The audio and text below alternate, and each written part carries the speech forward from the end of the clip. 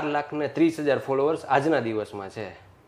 વાહ, કારણ કે મને યાદ છે જ્યારે પહેલી વાર આપણે મળ્યા હતા ત્યારે આઈ થિંક 55 કે 60 કે સમથિંગ હતા. 1 લાખની અંદર હતા. હા, ઇટ્સ લાઈક લોંગ જર્ની કે આપણે ઘણા ટાઈમ પછી મળીએ છીએ અને સક્સેસનો રેટ પણ ગ્રોથ ઘણો ઊંચો ગયો છે. રાઈટ.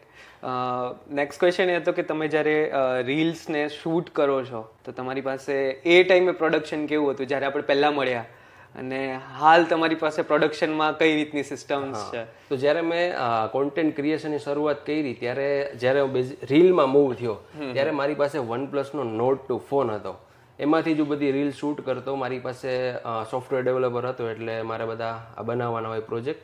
એના માટે લેપટોપ તો મારી પાસે હતું. એડિટ બધું મારા લેપટોપમાં કરતો અને ફોનથી જ બધું હેન્ડલ થતું. કોઈ કેમેરો મારી પાસે નહોતું, કોઈ લાઇટ મારી પાસે નથી. જે આપણી આ રૂમની લાઇટ હોય ને એમાં જ મારા વિડીયો બધા બનતા.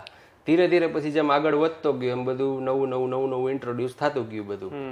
એક મોસ્ટ ઇમ્પોર્ટન્ટ વસ્તુ છે માઇક. હા, માઇક એ ટાઈમે કયું હતું? માઇક એ ટાઈમે મારી પાસે બોયાનું BY-M1 કરીને માઇક છે. 700 કે 800 રૂપિયાનું આવે છે. અત્યારે ટ્રેન્ડિંગમાં છે ને ત્યારે એ ટ્રેન્ડિંગમાં હતું. કોઈ પણ વ્યક્તિ પોતાના કોન્ટેન્ટ ક્રિએશનની શરૂઆત કરે ને ત્યારે એ પહેલું માઇક એની પાસે બોયાનું હોય છે. સિમિલરલી મારી પાસે જ્યારે મેં શરૂઆત કરી હતી ને એ પેલું વાયરલેસ બોયાનું એ જ હતું મારી આગળ.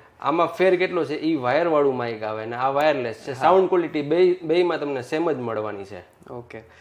બીજો એક ક્વેશ્ચન, મેં જનરલી તમારા જે Q&A એનાલિસિસ કરતો હોઉં છું ત્યારે મેં નોટિસ કર્યા છે કે તમે કયું એડિટિંગ સોફ્ટવેર યુઝ કરો છો? પહેલા તો છે ને હું વન્ડરશેર ફિલ્મોરામાં કરતો કારણ કે ઈઝી હતું, ઈઝી ટુ લર્ન હતું. મને વિડીયો એડિટિંગ ફાવતું નહોતું એટલે શરૂઆત મેં એમાંથી કરી. અને અત્યારે બધા વિડીયોઝ CapCutમાં હું એડિટ કરું છું. CapCut PC. હાલ તમારી જે એડિટિંગ ક્વોલિટી હું નોટિસ કરું છું એ સિમિલર ટુ અલી અબ્દાલ જેવી થવા માંડી છે. It's like one of the Gujarati tech સ્પેસની અંદર પણ હાઈ લેવલ ઓફ એડિટિંગ જોવા મળે છે. બહુ મોટી વાત છે.